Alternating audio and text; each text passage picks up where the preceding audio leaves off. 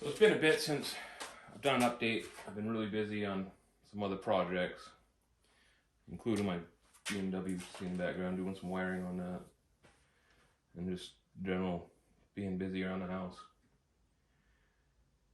I tried to get started on the steering. I bought this steering setup off of Hubcat 3000 series, which I have the steering valve for, and I have the shaft that goes on it, and I'll cut this off and weld on the case steering shaft so that it's the right diameter for the case steering wheel. I was having trouble getting my joint mounted, my cylinder mounted, just because of the general bulk of it. And I'll show some more with what's going on with trying to get that aligned. But I did some more work on the engine. I've got a new muffler for it. I'm not sure what it came off of, but it works really well. I still might, exhaust comes out the side as it is, but it might be nice to have like a small stack, simple stack on it. And then add a secondary muffler just to tone it down just even a little bit more. So I'm still using the gas tank, my test tank that I have. But I am going to be making a gas tank in the back that'll be sitting in this area here. And I get this weldable cap I'll weld onto the top of the fuel tank. But it's the engine's in and wired up. I had to lengthen some little wires. I like the wires just so it's good tempered, so I get the key switch where it needs to be. But I do need to, when I get the whole harness redone, I'll make a new harness for it for the headlights and the lights and accessories.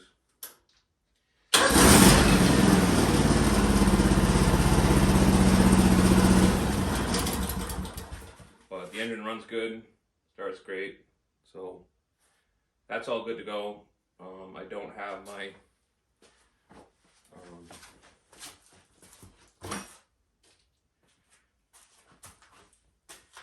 I don't have the Lovejoy in there yet, so even though the pump is bolted to the engine, it's actually not pumping fluid. I do have to do some more work figuring out exactly how my lines arrange. And I was talking on the forums asking about my travel control valve, and it seems like I'd be better off upgrading to a newer style one as a automatic braking or whatever you want to call it. So I'm gonna see about trying to source one of those before I plumb it up. I think initially, just to get it going, I'm going to use front wheel drive just to make it move, and then I'll add the other additional lines to the rear.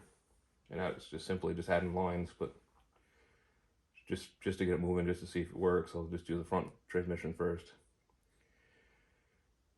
And I do have to, as part of that travel control valve, I've got to add in my lift valve, power lift valve, install that, and then also the steering valve. So I've got to figure out exactly the best way to plumb both those accessories. Plus, I'd like to have the PTO off the back, and get this all mounted. I want to have one cylinder lifting the front blade on the front, and then having to build a 3-point for the rear. So I haven't quite got there yet, but I'll show you now some of the dilemma I'm having with the steering. Let me remove this here. So I was working on trying to get the steering valve in here, and you see how tight it is on this side. So when I try to turn on this side, it binds up. And then also when I was going across here, it would very soon go across the center point of the pin. And when it goes across center point pin, it obviously doesn't have any ability to push or pull. So I ordered up some little turnbuckle ends and a rod. And this is obviously just for mock-up.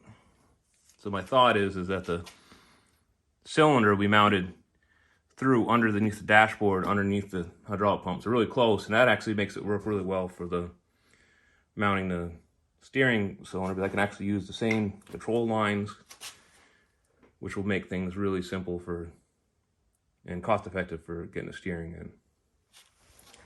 So this hinge or pivot and this pivot here, this seems to work pretty well. I can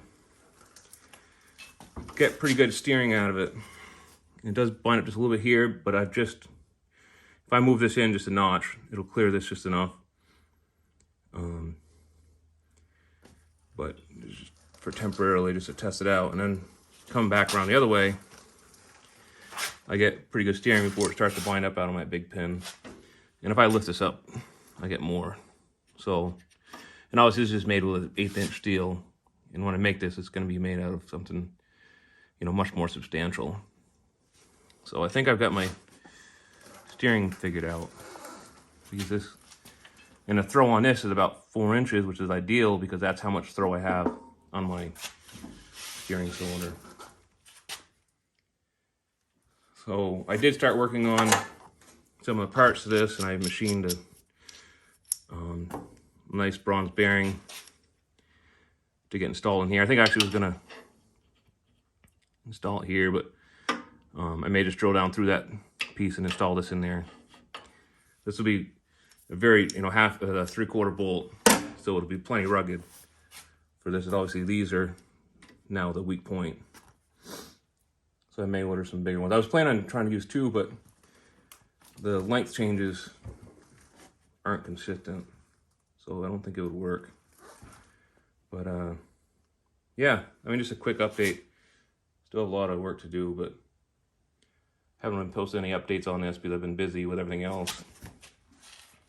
I just wanted to let everyone know that it's not abandoned by any means. Do need to get it going for summer here. Did pick up a winch that my buddy had, just one of those Harbor Freight trunk winches, but install that on the front and still have some tidying up to do underneath the engine bay and start working on my hydraulic lines. But it's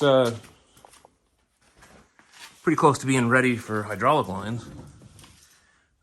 And I mean, I literally could just install 2 lines, go down to my travel control valve, and this thing would move back and forth right now.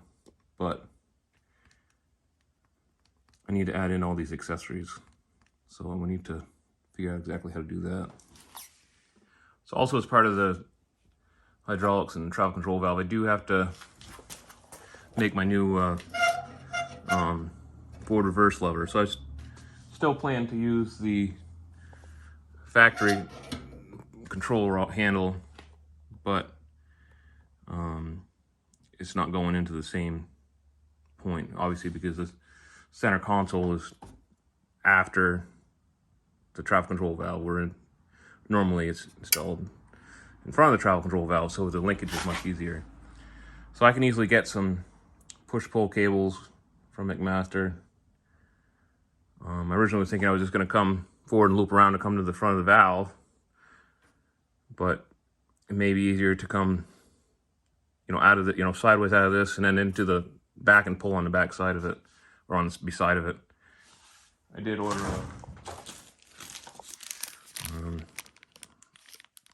rod end so I can play around with how that works to try to figure out the best way to do that. So yeah, I just got a little more figuring to do, but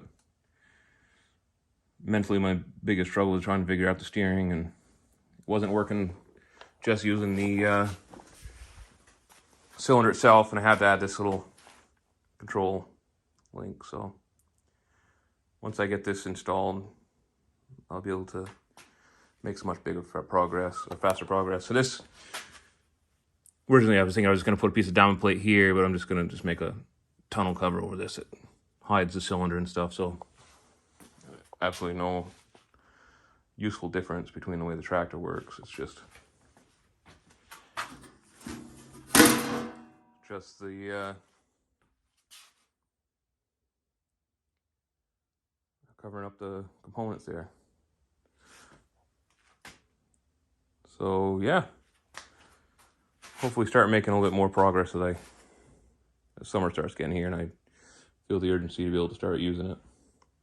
Thanks for watching. Please like and subscribe.